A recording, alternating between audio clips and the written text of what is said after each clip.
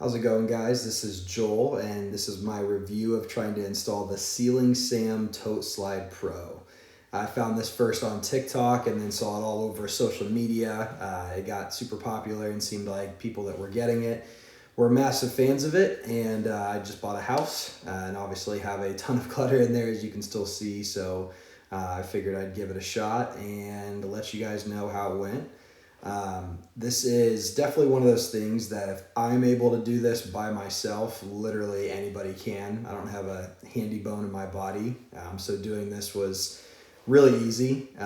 They came with a little QR code that actually had an installation video or manual that you could use. So you'll see a couple times in this video I have it teed up where I just walk over and had my iPad set up and was just panning through the video for whatever step I needed. So I also have my two little helper pups in the video, Maisie and Kiwi. They were working hard to make sure the floor was clean and just really giving it their all. So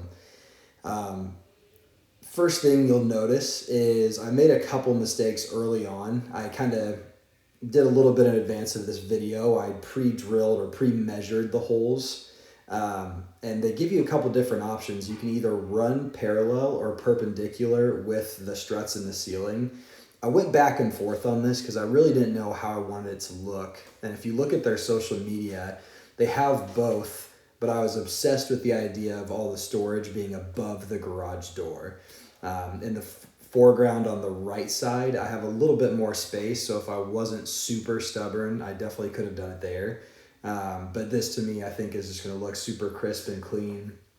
And as I get more stuff and order more products from here, I hope to do the left side of the garage in the future the exact same way. So mistake number one for me was I did not measure the amount of space it would take to actually put the tote up there. And you guys will see it later in the video, I'll point it out, but the actual support beams for the garage door opening completely blocked me out. I think I get close to realizing it here, so you'll notice that I'm kind of putting it through the motions, but again, I'm a super stubborn dude and decided just to push forward and see if I could work a workaround around it. Up to this point, everything was super easy to install. You know, it gives you all the information on using a stud finder to find exactly what you need, the measurements you should be looking out for. You'll see I had the two running struts are like a total of 102 inches in length.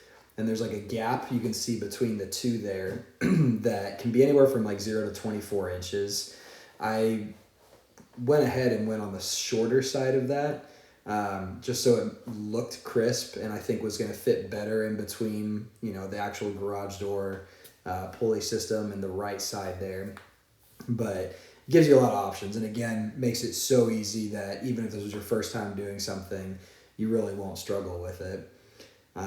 Probably my biggest time suck was just moving this ladder around a billion times and trying to, you know, rather than help myself on this, I was trying to hold it up at the same time and slide, you know, the little T-hook things on there, but it ends up working out just fine.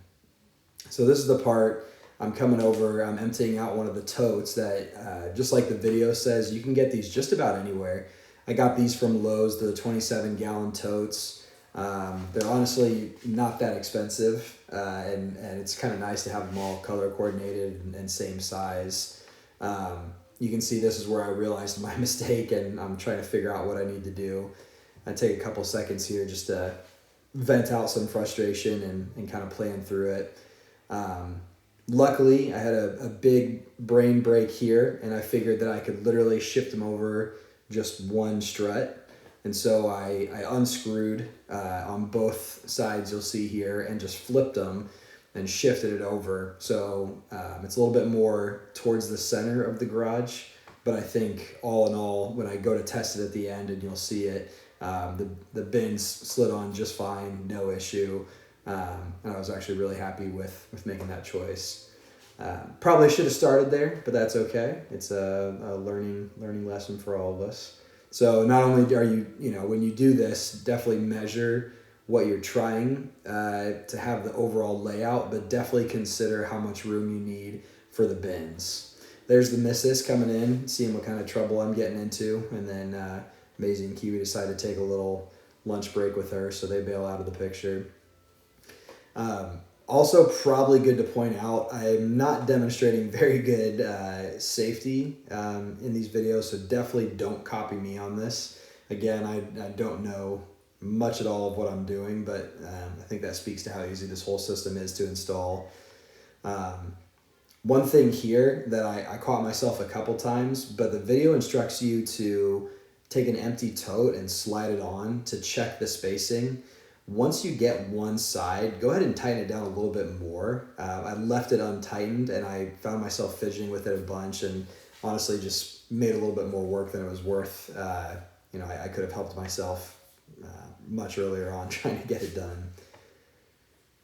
So you'll see here, I left the other one. I went back and forth a bunch here because my goal was to have all 3 rows so that I could have the bins turned widthwise, like you'll see right here, because that gives you the most amount of storage space. It's 4 in one row versus 3 if you have them turned lengthwise.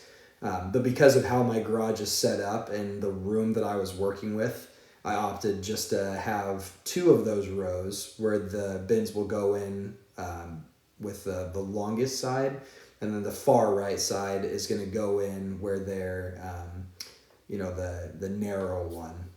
But still plenty of storage there, so I'm really happy with it.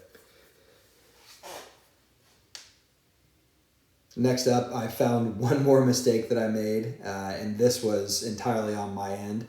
I had screwed or tightened down the lines a little bit closer than I wanted. I think I had it at like 10 inches apart, and I just needed to shift it over just enough so that I had, again, the ability to put them in the long way. So I fixed that mistake. You see me double back, put them right back on. I test it one more time, do a little celebration here, and everybody's happy. And that's it.